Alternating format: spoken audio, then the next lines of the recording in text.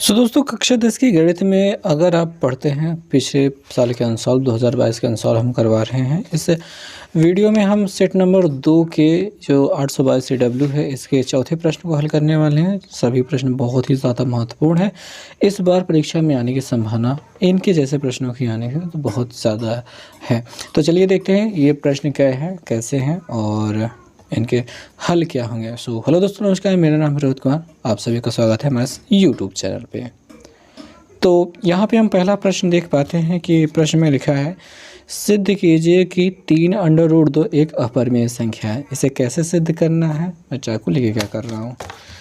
Okay, तो इसे कैसे सिद्ध करना है आइए देखते हैं। दोस्तों इस प्रश्न को शुरुआत करने के लिए आपको ऐसे करना होगा कि माना 3√2 एक परिमेय संख्या है। परिमेय संख्या है। ये प्रश्न बहुत ही मुश्किल और बहुत ही आसान होते हैं क्योंकि इनमें एक जैसा ही काम करना होता है, लेकिन उसका काम अगर आपसे कन्फ्यूज़न में भूल गए तो आप बड़ी दिक्कत हो जाती है। बाकी है बहुत आसान। तो माना 3√2 एक परिमेय संख्या है जिसे P/Q के रूप में लिखा जा सकता है,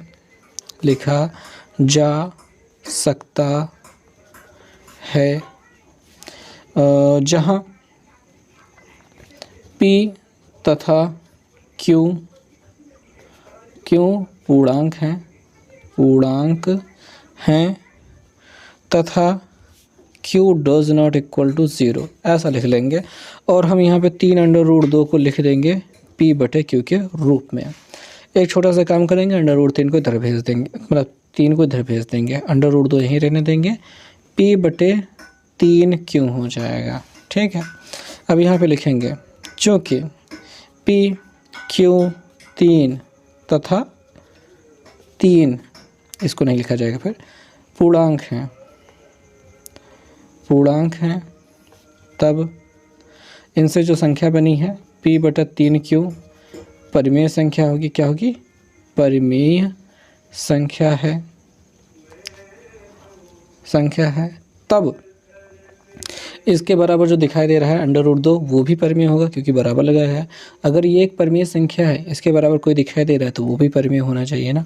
तब √2 भी परिमेय होगा जो कि इस तथ्य गलत लिख दिया,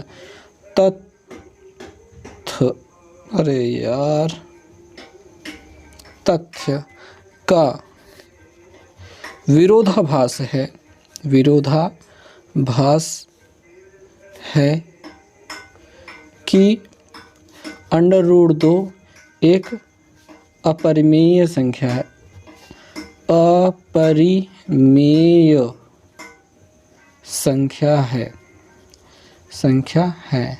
बात यह है कि √2 एक अपरिमेय संख्या, ये हम जानते हैं पहले से, लेकिन हमको यहाँ पे ये परिमेय दिखाई दे रहा है तो उसके बराबर जो लिखा है वो भी परिमेय होना चाहिए, ऐसा हमें लगता है। अब यह हम निष्कर्ष पे पहुँच चुके हैं। ठीक है, यहाँ पे लिखेंगे यह विरोधाभास इस कारण उत्पन्न हुआ क्योंकि हमने 3√2 को परिमेय माना। क्या? परिमेय माना था। अतः सिद्ध होता है कि 3√2 अपरिमेय संख्या है। तो बस इस प्रश्न को इसी प्रकार से लिखना है। मुझे आपको इसको लिख करके बताने में समय ज़्यादा लगा तो फिर क्या कर लोगे भाई, ये समय तो लगेगा, आपको भी लगेगा।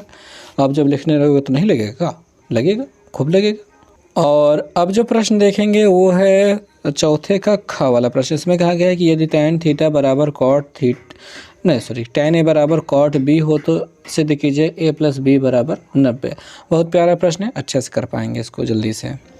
तो यहाँ पे हमने प्रश्न को तो लिख लिया है, लिख दिया। tan a बराबर cot b सिद्ध करना है जो a प्लस बी बराबर 90, वो भी लिख दिया। शुरुआत करेंगे। अब यहाँ पे लिखेंगे tan a बराबर cot b। एक चीज़ होती है, आपने शायद सुना होगा कि cot 90 माइनस थीटा बराबर होता है tan थीटा। क्या आपको ये याद है? मेरे ख्याल से पता होगा आपको, ठीक है। तो यहाँ पे जो tan थीटा है या tan a है, ये cot 90 माइनस a से मिला होगा, ऐसा मुझे उम्मीद है। तो हम यहाँ पे इसकी जगह लिख देंगे cot 90 माइनस a, इससे मिला रहा होगा ये। और यहाँ पे लिख देते हैं cot b, इसमें कोई चेंज नहीं। cot से cot काट देते हैं। 90 डिग्री माइनस a बराबर हमको b दिखाई देगा। अगर इस a को इधर भेज देंगे तो प्लस में हो जाएगा। तो 90 डिग्री बराबर a प्लस में हो गया, तो हम कहीं पे भी लिखें कोई दिक्कत की बात नहीं होगी। आमतौर पे मैं a को हमेशा पीछे लिखने की बात करता हूँ, जो भी भेजा जाता है उसको पीछे लिखने की बात करता हूँ, पर यहाँ पे प्लस में हो गया तो कहीं पे भी लिख देंगे, सब चलेगा। a प्लस बी बराबर 90 हो गया, तो अगली लाइन में लिख देंगे a प्लस बी बराबर 90 अंश। तो यही हमें सिद्ध करना था और हमने सिद्ध कर दिया। नीचे लिख देंगे इति सिद्धम। तो इस प्रश्न का आंसर तो बड़ा आसानी से हमें मिल गया। अब जो चौथे का ग नंबर प्रश्न है उसको देखते हैं कि 6 मीटर लंबाई वाले एक ऊर्ध्वाधर स्तंभ की भूमि पर छाया 4 मीटर की है। उसी समय एक मीनार की छाया की लंबाई 28 मीटर है। मीनार की ऊंचाई ज्ञात कीजिए। इस प्रकार का बहुत प्यारा सा प्रश्न है। तो हम इसमें एक खंभा बनाएंगे, उसकी लंबाई लिखेंगे, उसकी छाया की लंबाई लिखेंगे, और मीनार भी बनाएंगे साथ में, और उसकी छाया की लंबाई जो है वो लिख लेंगे, और मीनार की ऊंचाई को हम h मान लेंगे। मैं आपको इसको लिख करके दिखाता हूँ। तो यहाँ पे हमने क्या क्या लिखा है। स्तंभ की ऊंचाई देखें, यहाँ पे स्तंभ बनाया है, उसकी परछाई हो गई। ये मीनार बनाई है, यहाँ पे परछाई हो गई, इसको मिला दिया है। स्तंभ की ऊंचाई BC बराबर हमने 6 मीटर लिखी है। स्तंभ की परछाई AB बराबर 4 मीटर लिखी है। मीनार की परछाई PQ बराबर 28 हमको पता है, और मीनार की ऊंचाई जो QR है वो हमको नहीं पता है। अब इस प्रश्न को हमको समरूपता के पैटर्न पे लगाना होगा, और हम यहाँ पे देख पाएंगे दोनों त्रिभुज समरूप हैं। किस प्रकार से? त्रिभुज ABC तथा त्रिभुज PQR में हम दो चीज़ें नोटिस करते हैं। ये वाला कोण A बराबर कोण P है, कोण A बराबर कोण P है, जिसे हम सूर्य का उन्नयन कोण कहेंगे। सूर्य का उन्नयन कोण, क्योंकि सूरज एक स्थिति में एक समय में एक ही जगह पे फिक्स रहता है, और उसके आधार पर जब उन्नयन कोण जब बनता है तो कहीं पे कोई भी मीनार हो, उन्नयन कोण सेम ही रहेगा। अब नज़दीक सूर्य के कितना भी जाएं, दूर जाएं, तो कोण नहीं बदलता है, क्योंकि वो दूरी बहुत ज़्यादा है सूर्य की। ठीक है, ये आधार होता है भाई। अब बात आगे बढ़ाएंगे। यहाँ पे आपको कोण B कोण Q 90 अंश दिखाई दे रहा है। कोण B बराबर कोण Q, प्रत्येक समकोण प्रत्येक 90 अंश। अब हमारे पास यहाँ पे आ जाएगा A समरूपता से त्रिभुज ABC समरूप त्रिभुज PQR हो जाएगा, और इस समरूपता की वजह से हमारे भुजाओं का अनुपात AB बटे PQ बराबर हो जाएगा BC बटे QR के। और हमको बस इसी की आवश्यकता थी। AB बराबर 4 है, PQ क्या है 28 है, BC कितना है वो 6 है, और QP जो है QR जो है वो H हमने मान के रखा है। तिरछा गुणा करने की बारी आई है, या फिर 4 सते 28, 4 एकम 4, 4 सते 28 आप कर सकते हैं। H का इधर गुणा कराएंगे H, 7 छंग 42 आप यहाँ पे कर देंगे, और 42 मीटर कह देंगे, और यहाँ पे लिख देंगे अतः मीनार की ऊंचाई। अतः मीनार की ऊंचाई ऊंचाई 42 मीटर है, ऐसा आप लिख देंगे। तो इस प्रकार से आपका उत्तर हो गया। चौथे का जो अगला वाला घ वाला प्रश्न है, इसमें कह रहे हैं 7.6 सेंटीमीटर लंबा एक रेखाखंड कीजिए और इसे 2:3 के अनुपात में विभाजित कीजिए। दोनों भागों की लंबाई मापिए और लिखिए, माप लिखिए, लंबाई की माप लिखिए। इस प्रश्न को हम चित्र के माध्यम से हल करने वाले हैं, तो चित्र तो बनाना ही पड़ेगा और उसके बाद लंबाई भी नापनी पड़ेगी। किस प्रकार से हम इस प्रश्न को हल करेंगे, आइए एक नज़र डालते हैं। तो इस प्रश्न को आइए हल करना शुरू करते हैं। सबसे पहले हम यहाँ पे स्केल ले लेंगे, अपने पास स्केल वाली अच्छी वाली है नहीं तो इसी से काम चला लेंगे। यहाँ पे अपना 0 है, 0 से पहुँचते जाएंगे 7.6, 7 दिखाई दे रहा है, 7.5 ये बड़ी वाली लाइन है, उसके अगला वाला ही 7.6 है, वहाँ पे हम पहुँच गए और वहाँ से वापस आ गए। तो इस प्रकार से जब खींचते हैं तो ना लाइन बड़ी होती है ना छोटी होती है और बहुत प्यारी लगती है। उसके बाद हम इसका नाम रख देते हैं AB है ये, और यहाँ पे ये 7.6 सेंटीमीटर है इसकी लंबाई। और उसके बाद एक न्यून कोण खींचते हुए यहाँ पे एक रेखा ऐसे खींच देंगे, लंबी से चली जाए, कहीं से भी कितनी दूर जाए कोई दिक्कत नहीं, x खींच लिखना है इसका नाम। और उसके बाद हमको यहाँ पे 2:3 कह रहा था, तो 2 3 जोड़ने पर 5 निशान यहाँ पे हमको लगाने हैं। ये हम यहाँ पे निशान लगाना शुरू करते हैं। थोड़ा सा बड़ा ले लूँगी यार, नहीं तो ख़राब लगेगा। ये पहला निशान हो गया, दूसरा निशान हो गया, तीसरा निशान लग गया, चौथा भी लग गया और ये 5 लास्ट सब लग गया है।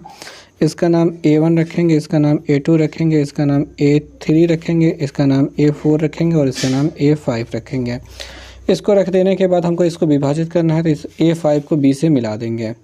A5 को B से मिला दिया है और उसके बाद 2:3 चाहिए, तो यहाँ शुरू से हमको यहाँ पे दूसरे नंबर वाले जो पॉइंट है इससे एक रेखा ऐसे समांतर इसके खींचनी है। और उस समांतर रेखा को खींचने के लिए हमको इस प्रकार की आवश्यकता होगी, तो हम यहाँ पे ऐसे थोड़ा सा बड़ा सा लेकर के इसे खींच देते हैं और यहाँ पे A2 पर भी हम ऐसे ही खींच देते हैं। ये थोड़ा सा गंदा हो गया यार, चलो टच कर गया तो क्या ही दिक्कत है, कर लेते हैं आगे काम, फिर देखा जाएगा। इस बिंदु पर हम इसको रखेंगे और इसको नापने की कोशिश करेंगे कि ये बराबर हो जाए।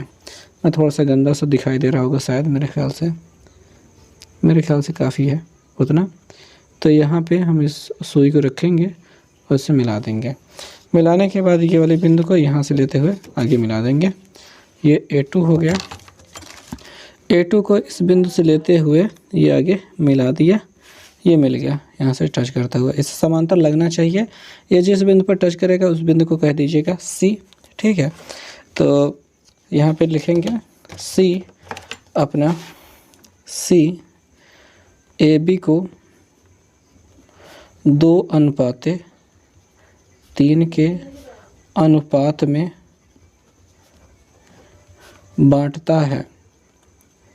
बांटता है और आपको बहुत मन गए तो रचना के चरण भी लिख दीजिएगा।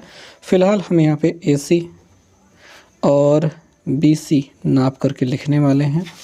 तो पटरी ले लिया, यहाँ पे हमारा 0 होता है और ये नाप लिया।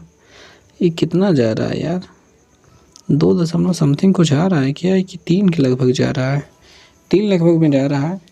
पर इसका सही आंसर अगर नहीं मिल रहा है तो हमारे पास एक जुगाड़ टेक्नोलॉजी है। आइए जुगाड़ टेक्नोलॉजी का प्रयोग करके हम इसकी लंबाई को एग्जैक्टली नापते हैं।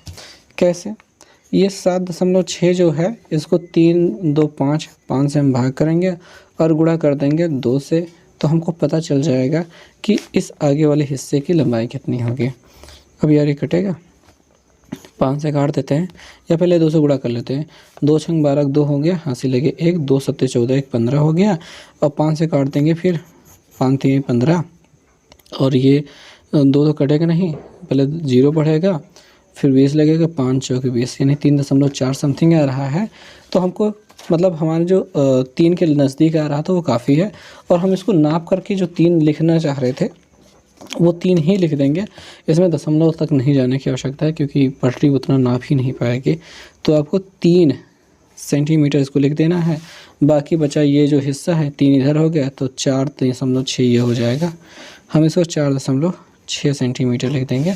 हालांकि नापा नहीं है पर 4.6 ही होना चाहिए, 4.6 के नज़दीक जा रहा है ना, होना ही चाहिए, क्योंकि इन दोनों को जोड़ करके 7.6 भी तो लाना था, तो दोनों लंबाई हमने यहाँ पे लिख दी हैं। तो इस प्रश्न में बस इतना से ही कहा गया था और ये सारी चीज़ें बन चुकी है। उम्मीद करते हैं आपको सब कुछ बहुत पसंद आया होगा। लाइक कर दीजिएगा, सब्सक्राइब कर दीजिएगा, शेयर कर दीजिएगा। मिलेंगे नेक्स्ट वीडियो में।